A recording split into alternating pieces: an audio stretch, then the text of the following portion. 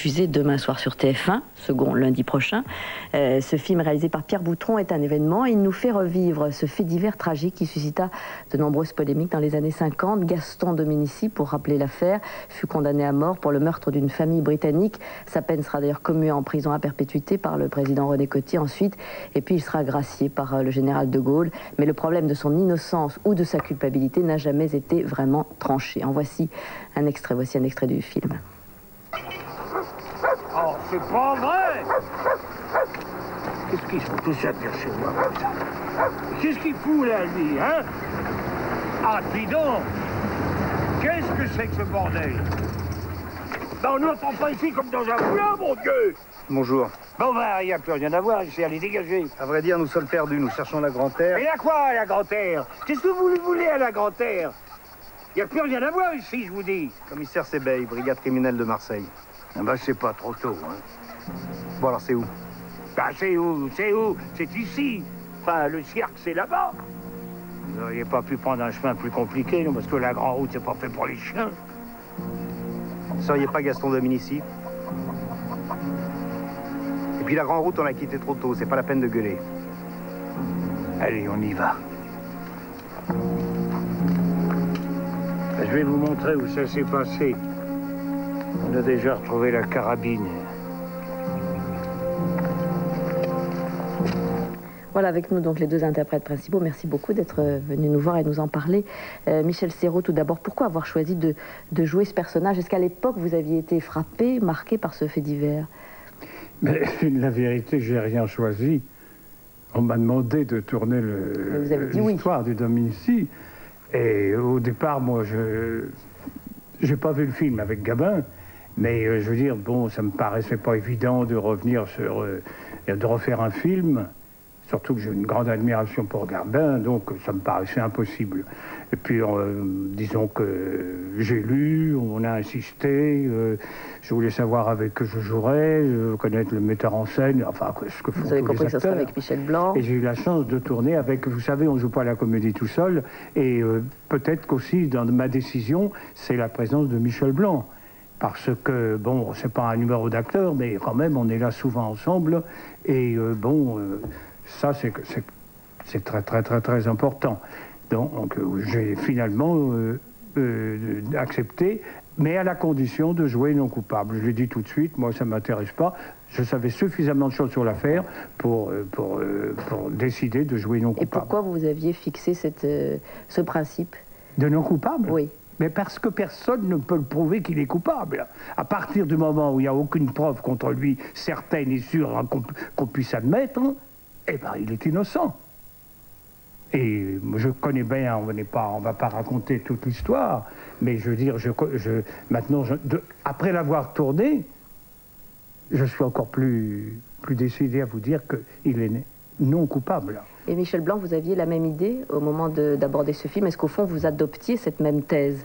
C'est un petit peu différent, parce qu'effectivement, Bien que vous jouiez, bien sûr, l'inspecteur Sebeil, qui, oui, lui... bon, moi, c'est une autre histoire. Il y a une thèse. En fait, ce qu'il faut bien comprendre, c'est que ce film repose sur une thèse. Il ne s'agit pas de faire un film contradictoire avec les avis des uns et des autres. Il s'agit d'un film qui illustre une thèse, qui donne une explication à ce qui, il faut bien dire, reste un mystère à part pour certains journalistes qui prétendent détenir la vérité et dont je tairai le nom. Mais mis à part pour ces gens-là, qui sont à peu près l'équivalent de ce qu'était l'inspecteur Sebeil, c'est-à-dire des gens qui, a priori, se sont dit ce type est coupable. Maintenant, je vais essayer de trouver les raisons, mais ce type est coupable.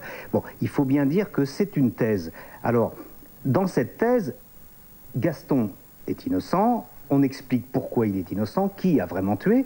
On explique pourquoi Sebeil se trompe. Et moi, ce qui m'intéressait, c'était effectivement, outre le plaisir de jouer avec Michel, c'était le fait de jouer avec sincérité quelqu'un qui se trompe, mais qui se trompe en essayant d'y amener la sincérité, éventuellement le cheminement et peut-être même la fascination qui, de toute évidence, s'est emparé de Sebeil à un moment. La fascination pour le personnage de Dominici. Il est d'abord de mauvaise foi, puis ensuite... Il est de mauvaise foi, mais il est fasciné par cet homme. Et je crois que beaucoup ont été fascinés par Gaston Dominici. Bon, puis, et moi, après avoir... parce que quand on a commencé, vous savez, on met le doigt dans un engrenage quand on s'intéresse à cette affaire. Alors, je suis allé, même des jours où je ne tournais pas sur le vrai lieu du crime, je suis allé voir, j'ai parlé avec le petit-fils Dominici, j'ai posé beaucoup de questions. Je ne dis pas que j'ai mené une enquête, évidemment pas, je ne suis pas cinglé au point de me prendre pour Sebeil. Mais, en tout cas, je peux vous dire que la thèse selon laquelle Dominici est coupable pour les raisons qu'il a avouées, je n'y crois pas beaucoup. Et Michel Serrault, est-ce que après ce film, vous souhaitez éventuellement une révision de ce procès, puisqu'on en parle, puisque le petit-fils en parle? Ou est-ce que ça peut contribuer, selon vous? Je serais très heureux, bien sûr, que ça serve à quelque chose. Mais moi, j'ai joué le plus simplement possible les choses. Il fallait aller vite, et ça serait très long à raconter toute l'histoire. Il fallait aller vite, c'était après la guerre.